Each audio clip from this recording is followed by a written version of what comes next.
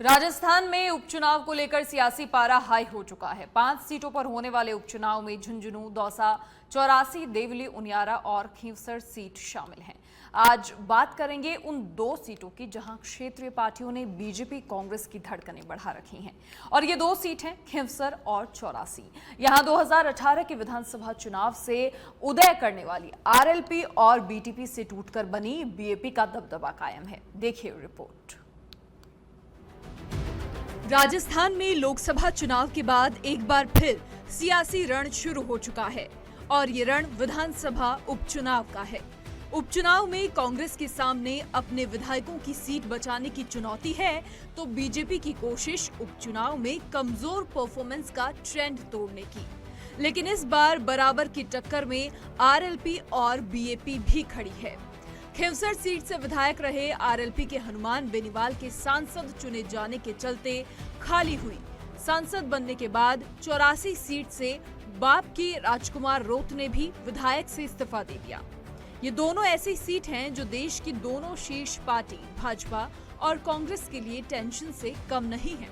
दरअसल इन दोनों ही सीटों पर पिछले 6 साल से क्षेत्रीय पार्टियों का दबदबा है। 2018 विधानसभा चुनाव में पहली बार हनुमान बेनीवाल की आरएलपी पार्टी मैदान में उतरी।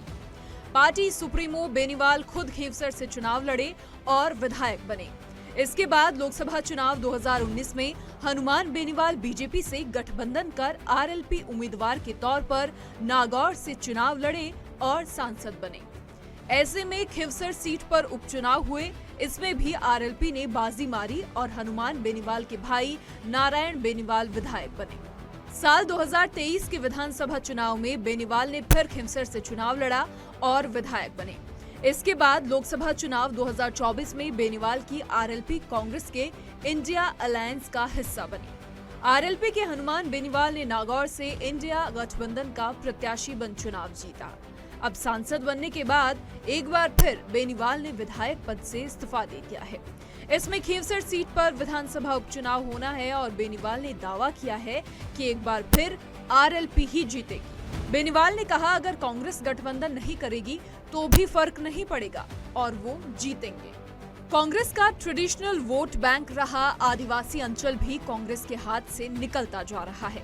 यह भारत आदिवासी पार्टी के राजकुमार रोत चुनौती बने हुए हैं, क्योंकि लोकसभा चुनाव से पहले कांग्रेस और आदिवासियों के कद्दावर नेता महेंद्रजीत सिंह मालवीय भाजपा में शामिल हो गए। ऐसे में इंडिया ब्लॉक बनाकर लोकसभा चुनाव में उतरी कांग्रेस के लिए राजकुमार रोत से हाथ मिलाने के अलावा कोई और चारा नहीं बचा था, क्योंकि इन 6 सालों में रोत आदिवासी अंचल में अपनी पैठ बना चुके थे। 2018 विधानसभा चुनाव में पहली बार बीटीपी यानी भारत ट्राइबल पार्टी मैदान में उतरी। 84 से राजकुमार रोत समेत पार्टी के 3 विधायक बने।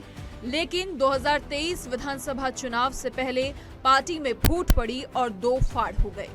अब राजकुमार रोत ने बीटीपी से अलग होकर खुद की भारत आदिवासी पार्टी बनाई। 2023 के विधानसभा चुनाव में फिर बीजेपी कांग्रेस को चुनौती देते हुए भारत आदिवासी पार्टी ने 3 सीटों पर जीत दर्ज की। राजकुमार रोत 84 से लगातार दूसरी बार चुनाव जीतकर विधानसभा पहुंचे और इसके बाद रोत लोकसभा चुनाव 2024 में इंडिया गठबंधन के समर्थन से बांसवाड़ा डूंगरपुर के चुनाव लड़कर सांसद बने। रोत के सांसद बनने के बाद 84 सीट पर उपचुनाव होगा। 84 सीट बीजेपी और कांग्रेस के लिए किसी चुनौती से कम नहीं है, क्योंकि कांग्रेस अपने खोए हुए आदिवासी वोट बैंक पर फिर से पकड़ बनाने की जुगत में है, तो वहीं बीजेपी भी पार्टी के प्रभाव से दूर आदिवासी अंचल में पैठ मजबूत करने में जुटी है। विधानसभा उपचुनाव को लेकर तैयारियां शुरू हो चुकी हैं और एक तरफ कांग्रेस ने कमेटियों की घोषणा की है, तो दूसरी तरफ बीजेपी में भी लगातार जो बैठकों का दौर वो चलने लगा और किस तरह से 5 विधानसभा सीटों पर चुनाव जीता जाए इसकी कोशिश हो रही है। लेकिन जो 5 में 2 विधानसभा सीट ऐसी हैं जहां पर बीजेपी और कांग्रेस दोनों के लिए एक बड़ी चुनौती है, वो है आदिवासी अंचल की 84 सीट और नागौर की खींवसर सीट। खींवसर से हनुमान बेनीवाल जीतते आए हैं, वहीं 84 से जो सांसद बने हैं राजकुमार रोत, जो भारत आदिवासी पार्टी बनाए हैं, तो ये दोनों ही सीटें बीजेपी और कांग्रेस के कब्जे से बाहर हैं। दोनों पार्टियों की कोशिश ये रहेगी कि यहाँ पर किस तरह से अपनी पार्टी को मजबूत किया जाए और दूसरी तरफ जो आरएलपी और भारत आदिवासी पार्टी की कोशिश यही रहेगी कि पहले से और बेहतर किस तरह से पार्टी को किया जाए और जो दायरा है उसको बढ़ाकर पूरे राजस्थान तक कैसे पहुंचाया जाए। ये अब देखने वाली बात होगी कि किस तरह से वापस से क्षेत्रीय पार्टियों का दबदबा रहता है या फिर इस बार नई रणनीति बनाकर इन क्षेत्रीय पार्टियों को कांग्रेस या बीजेपी मात दे पाती है। वीडियो जर्नलिस्ट विजय गिरी के साथ सुनील यादव, सच बेधड़क, जयपुर।